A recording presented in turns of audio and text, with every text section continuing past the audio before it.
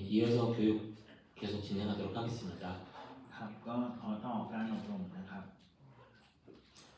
앞에 그 셀프 프로텍션까지 설명을 들었고 이제 두 번째 특성인 도메인 세퍼레이션에 대해 설명드리겠습니다. ครับเราก็ดูเรื่องของ self protection ไปนะครับแล้วต่อไปเราจะดูตัวของ domain separation นะครับ 도메인 세퍼레이션은 앞에서 간단히 설명드렸듯이 여러 실체가 같은 시스템을 사용하더라도 서로의 영역을 침범하지 못하도록 분리하는 특성입니다. ครับซึ่งก็จะมี entity หลาย ๆ ตัวนะครับก็จะไม่ให้ entity ของแต่ละตัวนะครับเข้ามายุ่งเกี่ยวกันนะครับกันและกัน 그래서 이제 슬라이드에 보시는 이제 정의에 보시면 이제 untrusted active entity라고 되어 있는데 이 용어에 대해서 먼저 설명을 드리겠습니다. ครับก็จะเห็นในเนื้อหานะครับก็จะมีคำว่า untrust active entity นะครับก็จะพูดถึงตัวนี้กันก่อน untrusted active entity는 TOA 안에서 자원을 사용하며 동작하는 사용자나 프로세스 중에 신뢰할 수 없는 대상을 가리킵니다. 그래서 손상을 일으킬 가능성이 있기 때문에 서로 격리를 할 필요성이 있습니다. สำหรับ untrust active entity นะครับก็จะที่อยู่ในภายในคอนะครับซึ่งแต่ละตัวนะครับที่ไม่สามารถเชื่อถือได้นะครับเนื่องจากอาจจะก่อให้เกิดความเสียหายจึงจำเป็นจะต้องแยกออกจากกันนะครับ 따라서 그 도메인 세퍼레이션이란 신뢰되지 않는 untrusted active entity에게 TSF 자원을 사용할 수 있는 분리된 보안 영역을 제공하는 특성입니다. ครับซึ่ง domain separation นะครับก็คือคุณสมบัติที่ TSF นะครับจัดเตรียมโดเมนความปลอดภัยนะครับที่แยกออกจากกันเพื่อให้ entity ที่ไม่ untrust active entity นี้ใช้ทรัพยากรของ TSF ได้ 그래서 각 보안 영역, 시큐리티 도메인은 다른 영역과 분리되고 자신에게 할당된 영역 외에 다른 실체에게 할당된 영역에는 접근할 수 없도록 유지되어야 합니다. ครับดังนั้นแต่ละโดเมนนะครับว่าโดเมนความปลอดภัยต่างๆ security domain ก็จะต้องถูกแยกออกจากกันนะครับแล้วก็ต้องถูกคงไว้ในลักษณะที่entity หนึ่งไม่สามารถเข้าถึงโดเมนที่จัดไว้ให้ entity อื่น 이러한 시큐리티 도메인은 존재할 수도 있고 존재하지 않을 수도 있습니다. ตรง security domain นี้อาจจะเป็น security domain ที่มีอยู่จริงหรืออาจจะไม่ได้มีอยู่จริงนะครับ 먼저 그 시큐리티 도메인이 존재하는 경우는 TOE가 오퍼레이팅 시스템인 경우에 이제 신뢰되지 않는 실체와 연결된 각 프로세스의 보안 영역으로서 메모리 주소 공간 프로세스별 환경 변수 등을 제공합니다. ครับก็ในกรณีที่เป็น security domain ที่มีอยู่จริงนะครับก็คือจะเป็นเหมือน OS นะครับซึ่งก็จะจัดเตรียมพื้นที่ที่อยู่ของหน่วยความ memory ต่างๆนะครับตัวแปรสภาพ environment เฉพาะ process และอื่นๆได้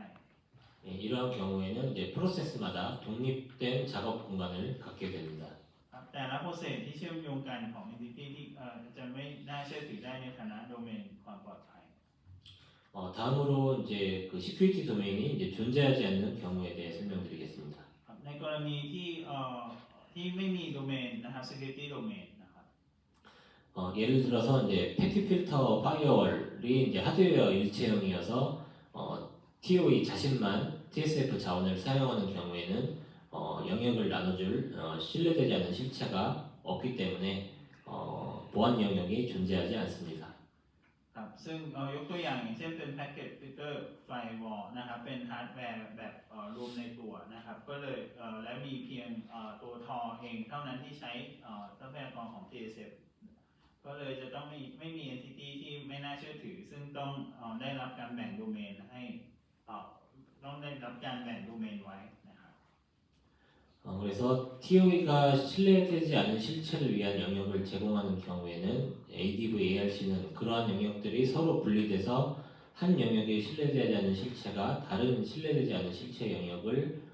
TSF의 중재 없이 침해하지 못하도록 막는 것을 요구합니다. ครับซึ่งการจัดเรียงโดเมน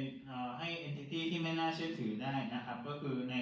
ADV, ARC ที่กำหนดให้โดเมนเหล่านั้นนะครับถูกแยกออกจากกัน เพื่อป้องกันไม่ให้ entity ที่ไม่น่าเชื่อถือในโดเมนหนึ่งละเมิดโดเมนอีก ของ entity ที่ไม่น่าเชื่อถืออีกโดเมนหนึ่ง 예, 여기서 그 TSF의 중재 없이란 그 정상적인 경우 예, 영역 간의 모든 접근을 반드시 TSF를 거쳐 통제되어야 하며 이를 우회하여 다른 영역에 직접 접근하는 일이 없어야 한다는 의미입니다. ครับดังนั้น TSF นะครับหมายความว่าในกรณีปกติการเข้าถึงระหว่างโดเมนทั้งหมดต้องถูกควบคุมผ่าน TSF เสมอนะครับและต้องไม่มีการเข้าถึงโดเมนอื่นโดยตรงด้วยการเลี่ยงผ่านด้วยการไม่ผ่านตัวของ TSF 예를 들어서 이제 메모리 관리 메커니즘, 하드웨어가 제공하는 이제 보호된 프로세싱 모드 등을 서술을 해야 합니다. ครับก็ยกตัวอย่างเช่นเมคานิซึมของการจัดการเมมโมรีนะครับหรือโหมดการประมวลผลที่ได้รับการป้องกันซึ่งฮาร์ดแวร์จัดให้นะครับ 그리고 이제 도메인 세퍼레이션 역할을 TOE가 직접 수행하는지 아니면 다른 IT 실체가 수행하는지를 명확히 서술을 해야 합니다. ครับแล้วก็ต้องแยกบทบาทการแยกโดเมนนะ separation นะครับนั้นทอเป็นผู้ดำเนินการเองหรือ entity ด้าน IT อื่นๆนะครับเป็นผู้ดำเนินการ 예, 앞에도 잠깐 설명드렸지만 이제 예를 들어서 TOE가 애플리케이션인 경우에 TOE가 사용하는 메모리 공간이나 이제 프로세싱 공간 같은 이제 보안 영역에 불리는 OS에 의존하게 됩니다. ครับก็ยกตัวอย่างก่อนหน้าเช่นเดียวกันครับถ้าเป็นทอเป็นแอปพลิเคชันนะครับจะต้องมีการแยกโดเมน security domain นะครับเช่นพื้นที่memory ต่างๆ หรือพื้นที่ประมวลผลที่ทอใช้ที่จะพึ่งพาตัวของ OS นะครับ 애플리케이션은 자신이 동작하는 기반인 OS가 제공하는 이제 분리 기능을 활용하는 것이기 때문에 이 부분은 운영 환경의 책임으로 구분을 해두어야 합니다. ครับซึ่งแอปพลิเคชันใช้ความสามารถด้านการแยกที่ OS ซึ่งเป็นเป็นฐานในการจัดการในการทำงานนะครับซึ่งดังนั้นส่วนนี้จึงต้องแยกไว้เป็นความรับผิดชอบของ Operation Environment นะครับ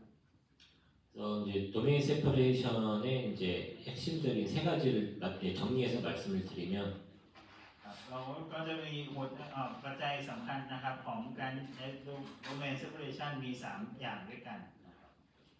도메인 세퍼레이션은 이제 신뢰되지 않은 실체마다 분리된 시큐리티 도메인을 제공해서 서로 침범하지 못하게 하는 특성입니다. ครับอย่างแรกเลยก็คือเรื่อง Domain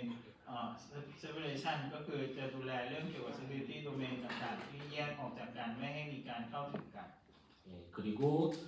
시큐리티 도메인이 존재하는지 여부는 TOE의 성격에 따라 다릅니다.